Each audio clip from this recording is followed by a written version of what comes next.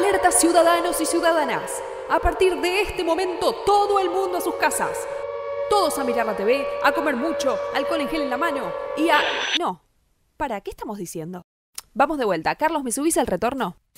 Alerta ciudadanos y ciudadanas.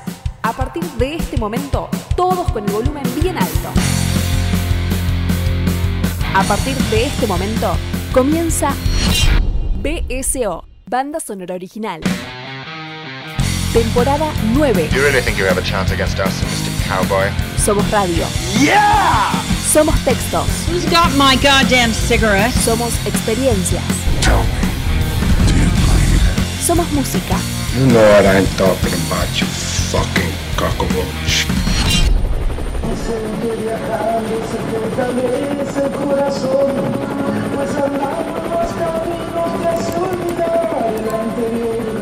Somos BSO, Banda Sonora Original. Siempre por www.bsoradio.com.ar. Frankly, my dear, I don't give a damn. BSO.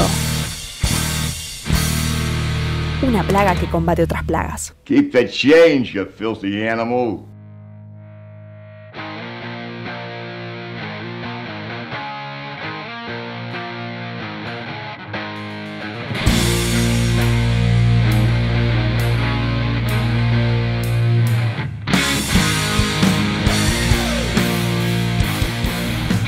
Bienvenidos a una nueva entrega de Banda Sonora Original, un nuevo jueves, el último de este mes de agosto. Ya no sabemos si decir bendito, ya no sabemos si decir complejo. Por lo pronto podemos decir que es el último mes completo del invierno, ¿no? Un invierno duro, un invierno complicado para todos nosotros y nosotras. Y realmente uno ya no sabe qué hacer, digamos, ¿no? Argentina está pasando un momento difícil y realmente a veces uno siente inclusive que lo que hace de este lado del micrófono no es suficiente, ¿no? Pero cuando uno empieza a revisar la historia y sobre todo como haremos en este capítulo, piensa y se da cuenta que a veces el accionar de cada sujeto, de cada persona es lo que puede hacer, digamos, ¿no? Lo posible en los momentos extraordinarios. Y si hablamos de momentos extraordinarios, volvemos a hablar de algo que nos interesa mucho.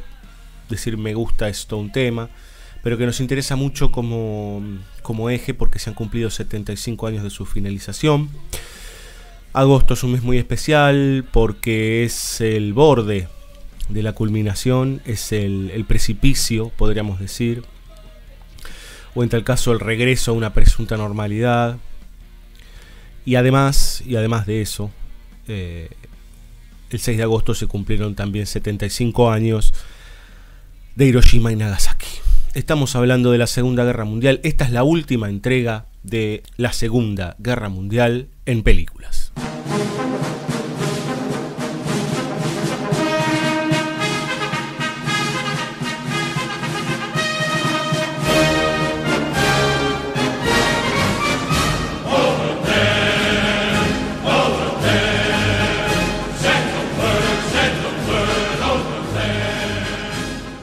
Les decíamos, ¿no? Lo complejo que es ya llegando al final de la guerra y estando en en esta época y entender, digamos, que estamos en 2020 y que se cumple un 75 aniversario de probablemente uno de los momentos más difíciles, más álgidos y uno de los vértices más importantes de la historia de la humanidad, ¿no? Con aproximadamente 60 millones de muertos, con comunidades enteras destrozadas, con grandes avaricias desde todos los costados, no solamente desde el eje, sino desde todas las estructuras que se pelearon, que confrontaron, que estuvieron desde ese otro lado. Por eso este capítulo se llama El principio del fin, no solo porque en principio ya la caída de Hiroshima y Nagasaki de la bomba nuclear es la definitiva, digamos, no es el momento en donde todo no tiene vuelta atrás, por decirlo de alguna manera. No hay cómo hacemos para retornar a un estado anterior. Por más que ya estuviese el industrialismo, por más que ya el liberalismo estuviese metamorfoseando de tal manera que se convertiría en un capitalismo voraz y que los Estados Unidos ya estaba revelándose como el gran imperio sucesor, no era lo mismo después de la bomba nuclear. Lo que vino después, muchos de ustedes lo conocerán, es la bipolaridad, que devino en un gran periodo de aproximadamente 40 y pico de años. Lo que vino después con la unipolaridad, ahora con la multipolaridad, el terror nuclear, etcétera, etcétera, etcétera. Las múltiples guerras norteamericanas, Medio Oriente y demás. Ese principio del fin, o esa llegada a la movilización total, o Kali Yuga como le dicen, es la Segunda Guerra Mundial. Es básicamente, más allá de que no hay que desmerecer la Primera Guerra Mundial, ¿no? Que es la que marca el eje de la pérdida, digamos, de la caída de lo que se entendía como una guerra convencional en estadios previos, digamos, ¿no? En este caso ya aparecen metodologías de muchísima tecnología, de muchísima complejidad, empiezan a aparecer los gases, empiezan a aparecer distintos tipos de armas, la aviación, y la Segunda Guerra Mundial ya entra en un terreno de perversión muy brutal. Y le pusimos el comienzo del fin porque vamos a hablar de dos películas norteamericanas, dos documentales de propaganda norteamericanos, que extrañamente uno tuvo su difusión normalmente y el otro fue prohibido hasta 1980. Y uno realmente no, entiende y no entiende por qué, digamos, ¿no? El primero de ellos es Let There Be Light, del señor John Huston, otro de los directores, realizadores y artistas que estuvieron en el frente. Él había estado, si no recuerdo mal, en San Pietro y había realizado un cortometraje en donde exclusive ficcionaban algunas de las escenas para poder mostrárselo a la gente. Entendamos que la estructura de propaganda norteamericana estaba cimentada en un señor llamado Frank Capra, nada más y nada menos, que trabajó algunos documentales como Why We Fight, Know Your Enemy, bueno, aquí los hemos nombrado, y que tuvo alrededor de él algunos directores de gran valía, entre ellos John Huston, entre ellos nada más y nada menos que John Ford, un señor que vale la pena hasta inclusive leer su biografía. Pero hablábamos de John Huston y hablábamos de Let There Be Light y hablábamos del principio del fin o del día después, ¿no? ¿El día después de qué? El día después de muchas cosas, pero el día después del Holocausto, el día después de la guerra. ¿Qué pasa después de la guerra, no? ¿Cómo se vuelve a la actividad normal? ¿Cómo se vuelve a la vida después de semejante carnicería, con 60 millones de muertos? ¿Cómo se vuelve de haber visto el horror? ¿Cómo se retorna del infierno? ¿No? Visitas el infierno y ahora estás de vuelta en la tierra. ¿Qué haces? ¿No? ¿Muerto Hitler, todos con florcitas? Y no, digamos, ¿no? Let There Be Light es un documental de aproximadamente una hora que cuenta las secuelas psicológicas, físicas, médicas de los soldados norteamericanos. El documental se terminó de armar en 1944 y fue presuntamente aprobado en el 45 y después se prohibió. ¿Por qué? Bueno, básicamente porque muestra y pone en énfasis. Huston es bastante astuto porque el documental empieza con esto no es un montaje, ¿no? Porque la apuesta es muy interesante cuando uno lo revisa, digamos, es muy milimétrica.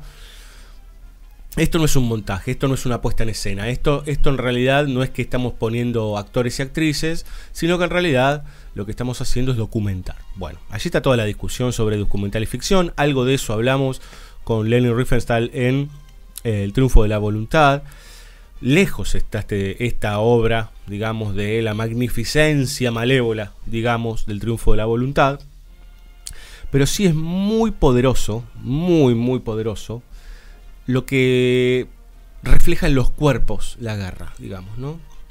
Yo creo que si no se hubiese llamado Principio del Fin, este capítulo se tendría que haber llamado y marcado en el cuerpo, digamos, porque tanto este documental como la película de la que hablaremos en el próximo bloque hablan de la devastación física y psicológica. Es así como de repente nos encontramos con estos soldados, nos encontramos con este grupo que en realidad es una especie de botón de muestra de la gran cantidad de soldados que deben haber quedado en ese estado, que empiezan a tener ciertos impedimentos, ¿no? Están en un hospital muy grande, pareciera un poco alejado de la gran ciudad, son unos cuantos ellos, y son tratados con lo que se entiende en ese momento como las primeras estructuras potentes de la psicología y de la psiquiatría, digamos, ¿no? Y allí vemos personajes que, por ejemplo, no pueden parar de llorar, algunos tartamudean, otros no se pueden mirar al espejo, otros tienen amnesia, otros no pueden mover ninguna parte de sus extremidades, tartamudean, sollozan. Y hay un caso muy interesante de un soldado negro que tiene una angustia constante, digamos, ¿no? Él había estado en Francia y en ese devenir parece que algo se despertó dentro de él y que cada vez que aparecía la imagen de su esposa, ¿no? My girl, dice el personaje, era un sofocamiento muy fuerte, ¿no? Una angustia inabordable, llanto y nada más. I received the picture of my sweetheart. Yes.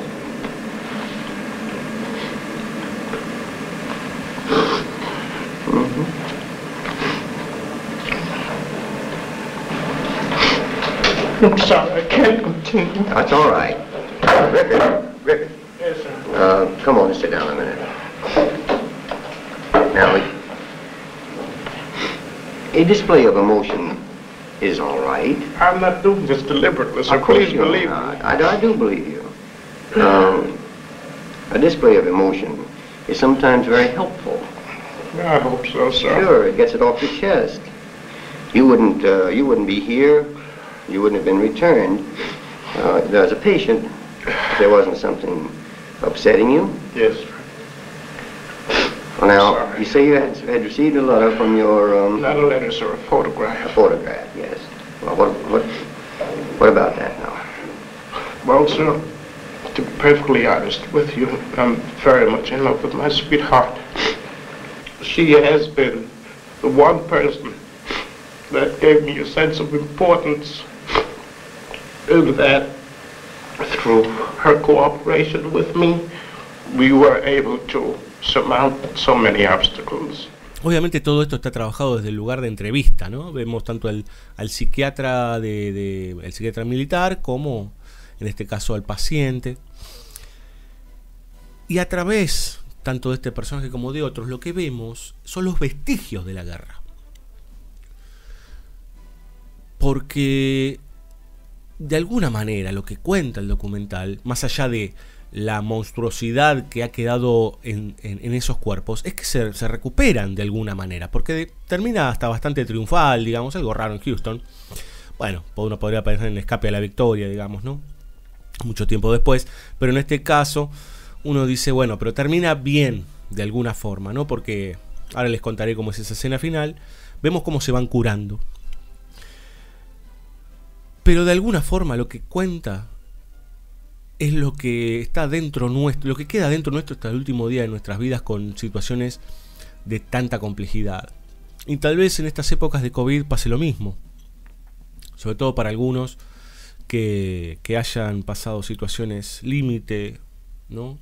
Bueno, que eso se puede extender a cualquier, pienso en Beirut, ¿no? Que fue a principios de este mes también.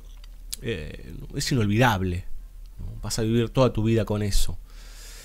Hay un personaje que sufre amnesia en la película, que no recuerda su nombre, que no sabe quién es, nada. Está como si estuviesen mirando la nada misma. Lo hipnotizan y empieza a recordar la situación puntual. Fue una explosión en el Pacífico. Esa explosión le generó tal terror, que devino en la pérdida del yo, podríamos decir, ¿no? La ausencia completa de su ser. Hasta podríamos pensar en el vaciamiento del alma. ¿Por qué? Porque de alguna forma el hecho es tan brutal, el hecho es tan traumático, el hecho es tan avasallante, ¿no? Al borde del descubrimiento, digamos, ¿no? De la epifanía, podríamos decir, pero invertida desde el lado del mal, que lo que queda del otro lado es la nada. Y si uno lo piensa de alguna manera, ese personaje, ese puntualmente, casi que es un reflejo de lo que va a venir después con el neoliberalismo salvaje. Y ustedes dirán, ¿qué tiene que ver? Bueno, el culto al individualismo, a la autoprotección, a la autosalvación, es, digamos, el escudo contra eso, digamos, ¿no? Es esta idea de sálvate a vos mismo, cuídate a vos mismo, ¿no? De retraete, te van a cagar, te van a hacer explotar, te van a querer matar. Qué linda arma, ¿no? Un arma 1000 veces más poderosa que un holocausto, 1000 veces más poderosa que una bomba atómica. Además, vemos personajes que no pueden moverse. Y no hay ningún tipo de lesión física, ¿no? Y ahí uno ve que también, obviamente, la película tiene un lugar cientificista, porque se apoya en los psiquiatras y los psicólogos, que no es que sean seres malévolos ni nada por el estilo, pero que los pone en lugar de la curación en un eje muy importante, y en las metodologías, ¿no? Entonces ahí vemos algunas drogas que aparecen para poder desbloquear ciertos traumas, hipnosis y otros tratamientos puntuales. Drogas que por ahí algo tendrán que ver con lo que hizo después la CIA, con algunos lavados de cabeza, con algunos ácidos y con algunos juegos perversos a posteriori, ya con Guerra Fría mediante. Pero ese enfoque cientificista también aflora, ¿no? Todos esos males y esas monstruosidades vivientes dentro del cuerpo de estos soldados, digamos, ¿no? Y uno empieza a recordar y empieza a pensar la estructura de la guerra, los porqué de la guerra. Y tal vez en la Primera Guerra Mundial fue un tanto más ridículo la explosión hacia la Primera Guerra Mundial o la Gran Guerra. En la Primera Guerra Mundial fue el avance de uno de los males más grandes, por lo menos del siglo XX, que es el nazismo, ¿no? Con sus aliados del eje, los japoneses y los italianos, y apoyo de unos cuantos más, digamos, ¿no? Entre ellos España, algunos suecos dando vueltas por ahí, algunos checoslovacos, etc. Ese horror gigantesco, desplegado de tal manera, digo, pensemos en la cantidad de población mundial, pensemos en la cantidad de muertos, pensemos en el tiempo que se extendió la batalla, ¿no? Porque si uno empieza a estudiar un poco de historia se da cuenta que hay grandes batallas, pero claro, la población no era la misma, digamos, ¿no? Y muchas veces iban a pelear los lores, los dueños de los feudos, a veces los reyes, ¿no? Junto con su pueblo. Acá son los héroes anónimos. Nadie sabe dónde terminás, dónde terminaste, dónde irás, ¿no? Carne de cañón, podríamos decir, ¿no? Sos un cacho de una suerte de espíritu nacionalista que va en contra de otro espíritu, en tal caso malévolo, como vos creas. No, esa famosa frase, si Dios está con nosotros, ¿quién está con ellos, no? Bueno, esa expansión, que por suerte acá en Argentina no nos tocó, o en Sudamérica no nos tocó, ¿no? Porque en realidad se abrió por Asia, África, Europa, y a Estados Unidos le tocó de colita, digamos, ¿no? Hace muy poco se descubrió que un informante japonés, se sacó a la luz, digamos, que un informante japonés arrepentido, luego de Pearl Harbor, tenían los japoneses pensado no solo hacer más ataques, pero ya a la costa oeste de los Estados Unidos, con aviones, sino que tenían pensado un ataque bacteriológico y biológico a toda la zona oeste de Norteamérica, que se iba a llamar algo así como Flor de Loto Oscuro o algo por el estilo, digamos, ¿no? Entonces ahí también uno empieza a ver lo que les decía antes, la perversión. Ya para acabar con el enemigo empezamos a pegar pasos agigantados de tecnologías. Ya el avión no era lo de 1914. Son aviones, por decir, supersónicos, con turbinas, potentes, que pueden cargar kilos y kilos de explosivos, radares, ¿no? Pruebas biológicas, eugenesia. Digo, estoy abriendo el abanico a muchos lugares. Si uno observa un pedacito de ese horror, ¿cómo no quedar como los soldados de Let There Be Light? Si uno mira una película como la que les voy a contar en el próximo bloque, se horroriza 75 años después. ¿Qué pasa por el que está ahí? Por el que lo vive. Yo no sé si ustedes habrán visto alguna vez a alguien muerto por un disparo o algo. Bueno, yo tuve la mala suerte de verlo un par de veces en vivo y es realmente choqueante. Imaginemos eso en un campo de batalla con centenares, miles y hasta millones de soldados, ¿no? Donde todo parece inútil, donde todo parece pequeño, donde para poder avanzar 100 metros tienen que morir 1000. Y es necesario que mueran 1000.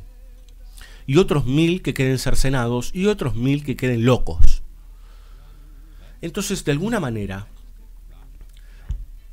la Segunda Guerra Mundial tiene en su concepción un avance desenfrenado.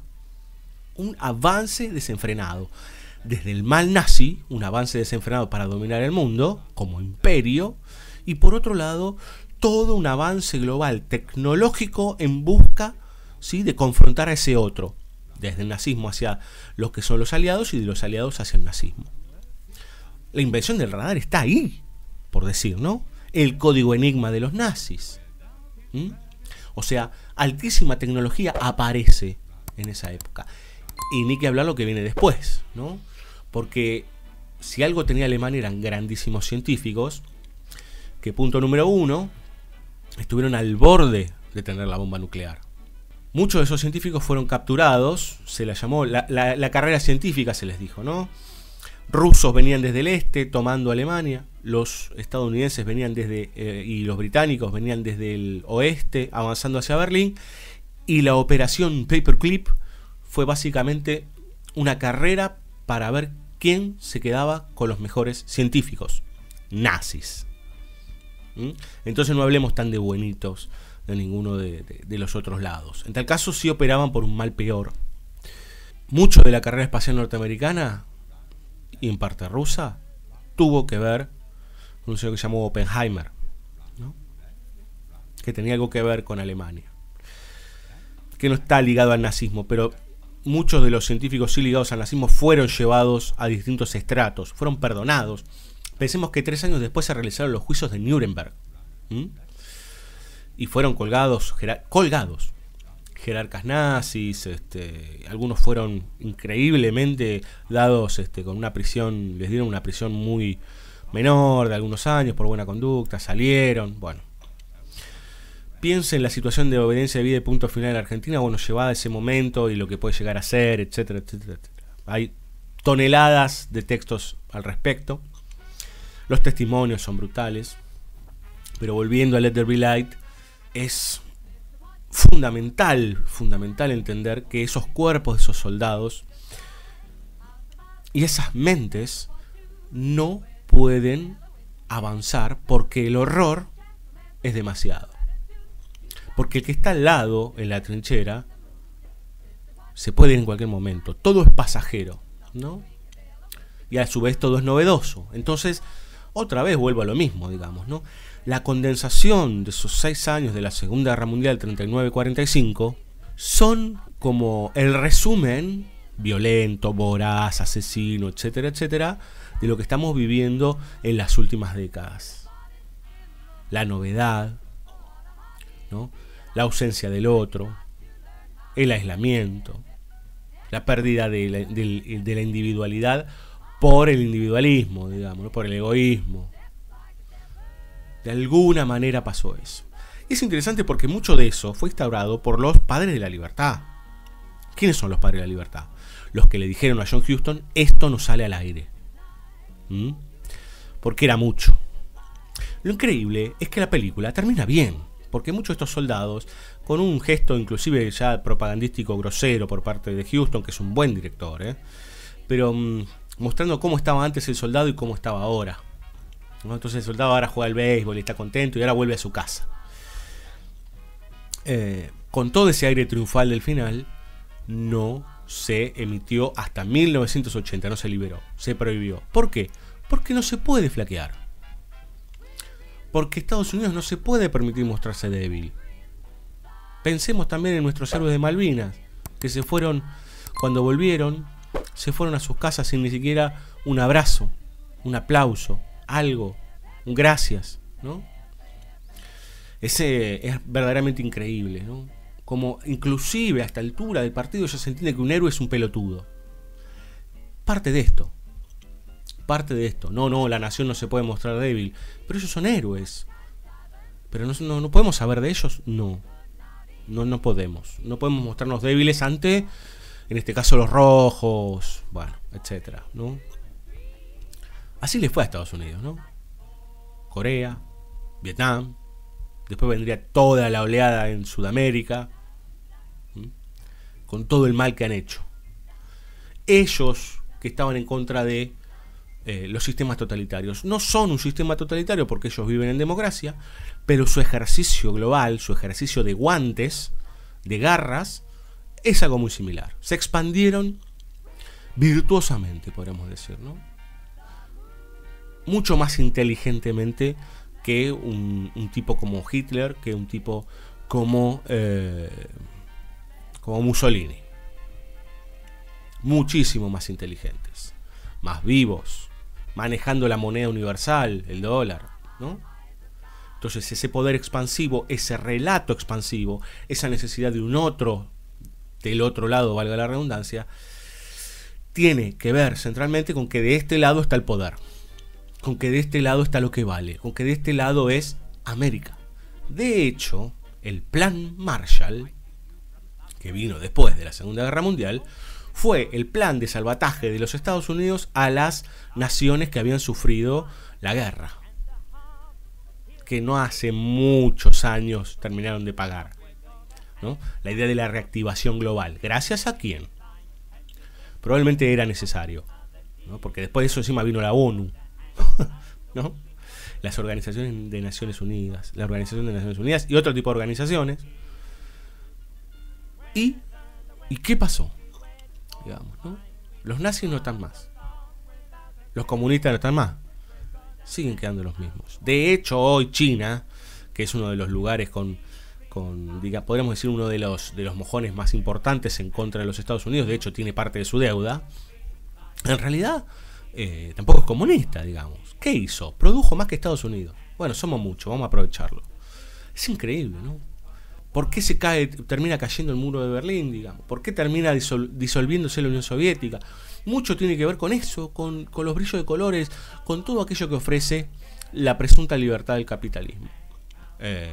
Muchos dicen que esto que estamos viviendo ahora tiene que ver bastante con todas las actitudes que estamos teniendo en nuestro planeta, no solo a niveles ecológicos, sino en cuestiones expansivas, en cuestiones que tienen que ver con lo sanitario, etcétera, etcétera, etcétera.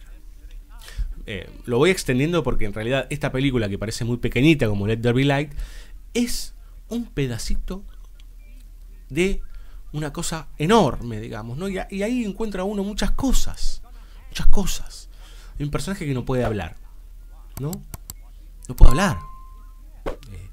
Es como que para poder decir una palabra tiene que estar tartamudeando, y uno lo ve débil. Y cuando lo hipnotizan y empieza a hablar, que en realidad le ponen algo, un suero especial, le cambia la actitud. Pero no es que le cambie la actitud de manera benévola. Lo ve uno más canchero después. Es increíble, digamos, ¿no? Lo ve como más gallito. Make any difference in your feeling? Boy, oh, it's just like seventh heaven. What is it? Tell me about it. Boy, I can talk. That's fine, I isn't can it? talk. I can talk. That's good, boy. Listen, I can talk. Oh, God, listen, I can talk. Oh, there's nothing wrong. Oh, God, listen. Entonces, es para reflexionar, digamos, ¿no? Cuando uno... En Estados Unidos han pasado cosas fabulosas y que inclusive le han, de alguna manera, le han servido a la humanidad. Pero también hay que entender que los Estados Unidos tiene toda una corriente y una vertiente oscurísima, sobre todo en la historia del siglo XX, en el mundo. Por eso, la tierra de la libertad, ¿no? Son uno de los pocos países en el mundo que han sostenido tanto tiempo la democracia. ¿No se pusieron a pensar eso? Ellos cuentan los presidentes. El 50º, no sé cuánto, presidente de los Estados Unidos. La muestran, ¿no?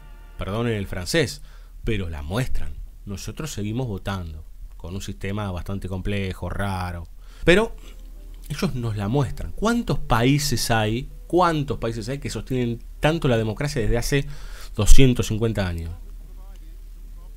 ¿No? Ellos son el ejemplo.